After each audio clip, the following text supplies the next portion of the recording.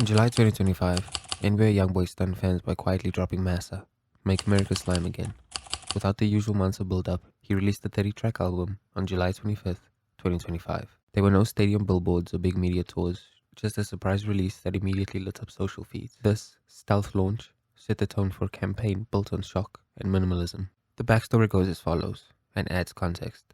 YoungBoy, Kentrell Goldine, has been behind bars on gun charges until early 2025, then received narrative audit in the form of a presidential pardon from Donald Trump in May. On Instagram, he publicly thanked Trump for granting me a pardon and giving me the opportunity to keep building, as a man, as a father, and as an artist.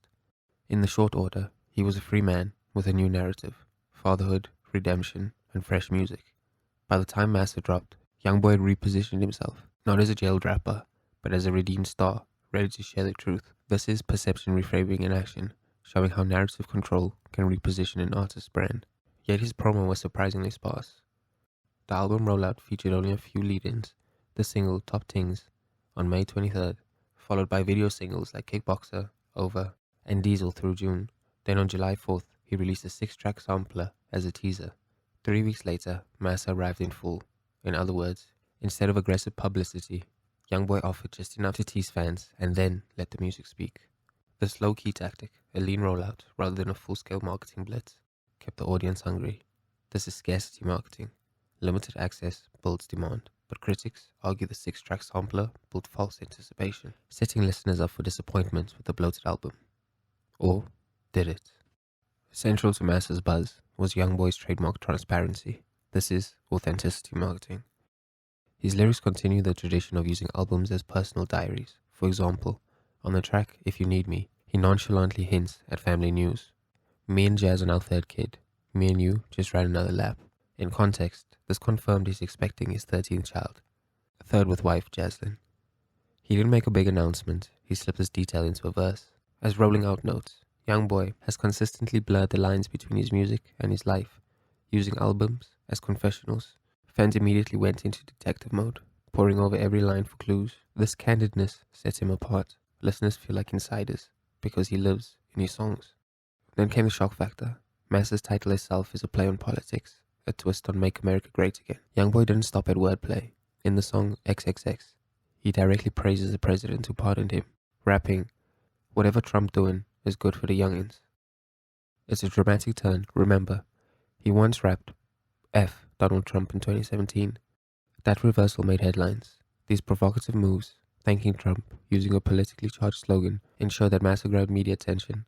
This is an example of shock marketing to drive conversation. By blending street imagery with a national slogan, he courted controversy and got people talking. Almost immediately, YoungBoy announced tour dates. The MASA Tour 2025 is a 45-date North American arena run, starting September 1st in Dallas and ending November 12th in Seattle. This was his first major headlining tour in years. In marketing terms, it was the perfect hook. Fans excited by the album now had live shows to anticipate. YoungBoy himself captured the mood, saying, "It feels good to be back in the spotlight, to finally perform for my fans after all this time." By tying the surprise album directly into a tour launch, he converted online hype into concert ticket sales, which in marketing terms is ecosystem monetization.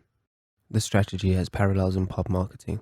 Surprise drops became famous with stars like Beyonce and Kendrick Lamar, and in our recent deep dive with Justin Bieber, the same. As one analyst notes, Beyonce's self-titled 2013 album, and later Lemonade in 2016, famously dropped with zero prior notice. Kendrick's 2024 GMB did the same. YoungBoy's twist is his raw spin. Instead of corporate secrecy, he offers radical openness. He doesn't craft a mysterious persona, he airs his life.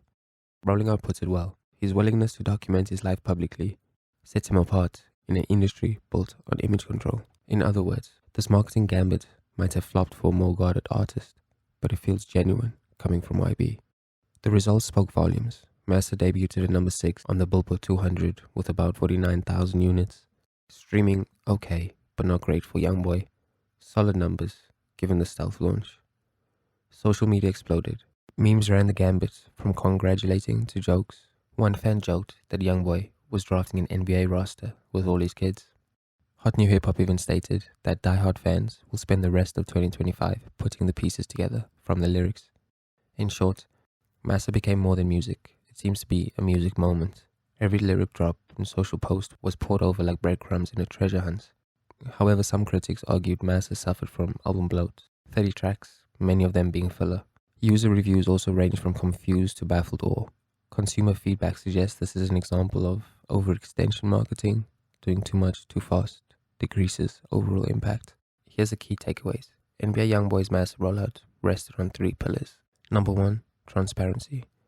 The album is full of personal details, family news, thanks to Trump, users content. He didn't go for a long promotional cycle, using just a few singles and a once-off sampler before the surprise drop. 3. Shock.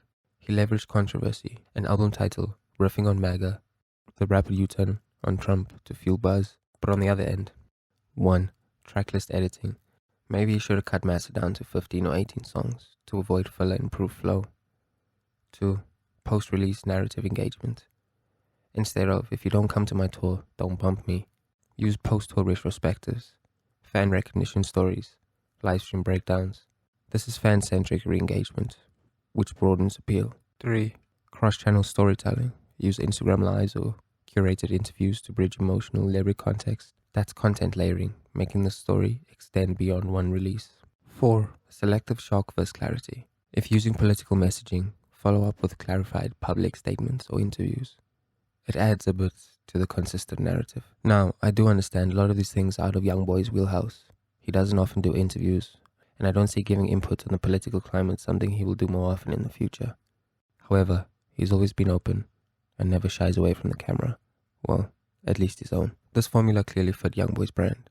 As one reporter observes, his unique ability to blend personal revelations with musical artistry ensures that every release became an event. But is it sustainable or unique? It's hard to imagine, say a pop star or another rapper pulling this off in exactly the same way. YoungBoy's fandom expects non-stop content and candidness. The tactic thrives on his existing narrative, legal battles, family life, street credibility. For other artists who guard their privacy or rely on more conventional hype, this approach might not translate. So in conclusion, NBA YoungBoy's MASA era is a masterclass in modern music marketing. Raw honesty, strategically quiet, and a big surprise. He turned life moments into marketing moments, but success depends on balance. When overused, shock turns stale, and too much content dilutes quality. The marketing worked, but the album didn't land universally. Will we see copycats? Time will tell. But for now, YoungBoy's mix of transparency and shock seems tailor-made for him. What do you think? Genius strategy or one-of-a-kind stunt? Let us know in the comments, and if you enjoy this breakdown, hit subscribe for more deep dives on music marketing. Got too many people watching me. Bye. How many people? I don't